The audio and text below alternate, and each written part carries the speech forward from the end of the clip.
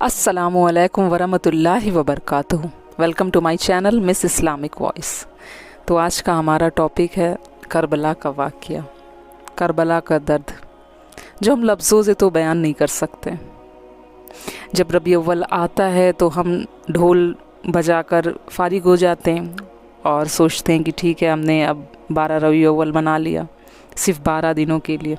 और मुहर्रम आता है तो हम रो रो के बस 10 दिन के लिए ऐसे हो जाते हैं कि हाँ, हुसैन रज़ियल्लाहु ताला अन्हु की कुर्बानी सिर्फ 10 दिन के लिए थी।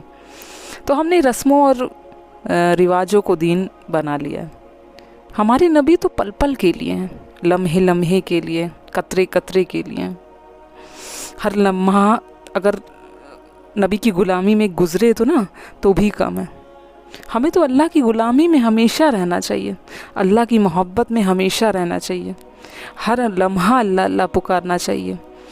तो सब समझ लिए, तब हमने कुछ मुहर्रम को मनाया भी। हमारा दीन रस्मों रिवाजों पर नहीं है, हकायक पर है। ज़ैनब रज़ियल्लाहु ताला अन्हु एक तरफ बच्चों को ज़बह होते देख रही हैं, एक तरफ भाई का सर मेज़े पर चढ़ते हुए देख रही हैं। सुभान अल्लाह, अल्लाहु अकबर। 7 ज़मीन की गर्दिश दोबारा ऐसी बहन तो नहीं पैदा हो सकती।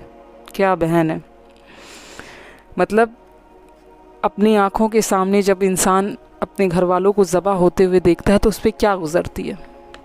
7 बच्चे ज़बह किए गए। इमाम ज़ारुल अबदीन सारी रात रोया करते थे। उनके खादिम ने उनसे पूछा, हज़रत आप सारी रात क्यों रोया करते हैं? क्यों? तो फिर रोने लगे। बोले कि मेरे दोस्त याकूब अलैहिस्सलाम का तो एक फ़र्जंद गुम हो चुका था, यूसुफ फिर मिल भी गया था। उस एक की जुदाई में रो रो कर उनका इतना बुरा हाल हो गया था। मेरे तो पूरा परिवार, मतलब मेरे दोस्त, मैंने तो अपनी आँखों के सामने अपने सारे घर वालों को मरते हुए देखा है। तो मेरी आँखों से आंसू ना टपके तो क्या टपके। 7 भाई हुसैन, तो एक इब्ने अली, वो अपनी ज़ात में ही आप थे। मतलब जब 7 लोग को ज़बह होते हुए उन्होंने अपनी आंखों से देखा तो अब वो बयान ही नहीं कर सकते इस किस्से को।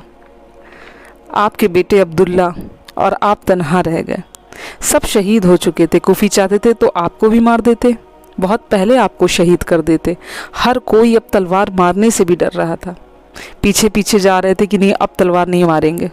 2 साल के बच्चे मासूम अब्दुल्ला बिन हुसैन, आपने खुद तमन्ना की है, मतलब इसको देख के वो जालिम शायद अपनी तलवार रोक दे। बाहर झांका तो आपने देखा, लेकिन वो रोने लगे और आपने उनको अपनी गोद में उठा लिया। लेकिन वो जालिम नहीं माने। उनका ख्याल था कि शायद ये दरिंदे बच्चे ही देख कर बाज आ जाए, लेकिन ऐसा नहीं हुआ। कोई इम्तिहान था शायद मेरे नबी के घर का या मेरी नबी की उम्मत का। ये सब बताना बहुत मुश्किल है, लेकिन यही सच है। अब ज़िंदगी में हम लोग बहुत सी चीज़ें करते हैं और बहुत से काम करते हैं, लेकिन जो हमारे दीन है ना, जो हमारा इस्लाम है, अगर उसको जान जाए तो हमारी ज़िंदगी तो आधी आसान हो जाएगी, आधी क्या पूरी ही आसान हो जाएगी। लेकिन हम ज़िंदगी के दूसरे मसाइल पे बैठे हैं, जो मसाइल हैं भी नहीं, हम उनको मसाइल समझते हैं। ऐसी अजीम औलाद, इतने अजीम सबूत सिर्फ़ अल्लाह को राज़ी करने के लिए, सिर्फ़ ये हमारे हुसैन रज़ियल्लाहु ताला अन्हु ही कर सकते थे, उनकी कौम ही कर सकती थी। अगर हुसैन रज़ियल्लाहु ताला अन्हु उम्मत को दीन पहुंचाना चाहते तो उम्मत को पैगाम पहुंचाना ही उनका काम था, कि अल्लाह को राज़ी कराना ही उनकी काम, मतलब उनकी ज़िंदगी का मकसद ही था कि मेरी अल्लाह मुझसे राज़ी हो जाए। अपनी जान माल को अल्लाह पर फ़िदा कर दिया। और वैसे भी ऐन कामयाबी यही है कि आप अल्लाह को राज़ी कराएं। इज़्ज़त तो इसी में, पैसे की खनक या माल की चमक इसमें नहीं बिकते। ये जो दुनिया में लोग सोच रहे हैं कि पैसे की खनक से उनको ख़रीद लिया जाएगा, तो ऐसा कुछ नहीं है। वैसे यजीद भी मर गया। यजीद तो 3 साल में ही 3 साल ज़िंदा रहा, उसके बाद उसकी हुकूमत चली गई। 39-39 साल की एज में वो मर गया। एक इज़्ज़त की महराज से गुज़र गए हमारे हुसैन रज़ियल्लाहु ताला अन्हु, और एक ज़िल्लत की पस्ती से गुज़र गया। پھر ویسے نماز کا جب جنگ چل رہی تھی، نماز کا وقت آیا، اب نماز کی کیا ضرورت تھی اس ٹائم پہ؟ جنگ سے پہلے آنکھ میں آنسو آئے، مطلب یہ موقع تھا کہ ہاں ٹھیک ہے اس ٹائم پہ نماز نہیں پڑھتے، لیکن اس ٹائم بھی نماز نہیں چھوڑی۔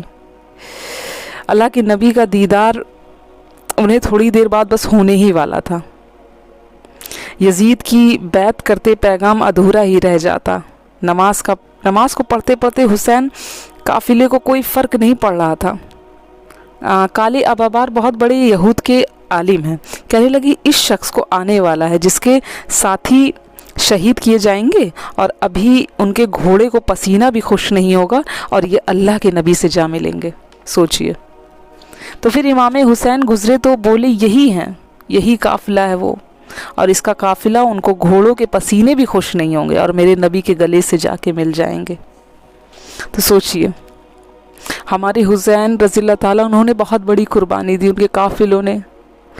یہ جو محرم ہے یہ صرف ڈھول تاشے بجانے کے لیے نہیں ہے، یہ درد، یہ غم، یہ احساس۔ ابھی آپ سوچئے کہ آپ کے گھر سے اگر ایک بچہ لے لیا جائے اور ذبح کر دیا جائے اللہ کی راہ میں، یا ہمارے گھر سے لے لیا جائے، بالکل نارمل سی بات ہو رہی ہے، تو کیا ایسا سوچنے سے بھی کتنا ڈر لگتا ہے، کتنا مشکل ہے۔ لیکن اللہ والے، ہمارے نبی جو کر گئے، ہمارے حسین جو کر گئے، وہ اب ہمیں اسلام بنا بنایا مل گیا۔ اب ہمیں اسلام میں صرف اللہ کی عبادت کرنی ہے۔ وہ ساری جنگ، ساری لڑائیاں، یزید نے انہیں کتنا ستایا، کتنا پریشان کیا۔ یزید نے ان کو کی زندگی کو، مطلب ان بچوں کو بھی نہیں چھوڑا، ان معصوم بچوں کو بھی نہیں چھوڑا، جن معصوم بچوں کو دیکھ کے لوگوں کو رحم آ جاتا ہے، لوگوں کو دیا آ جاتی ہے، ان کو بھی نہیں چھوڑا گیا۔ یہ زندگی ہماری بہت تھوڑی سی ہے، بہت کم وقت بچا ہے، ہمیں اسے اللہ اللہ کر کے گزارنا ہے، ہمیں اسے اپنے اللہ کو راضی کر کے گزارنا ہے۔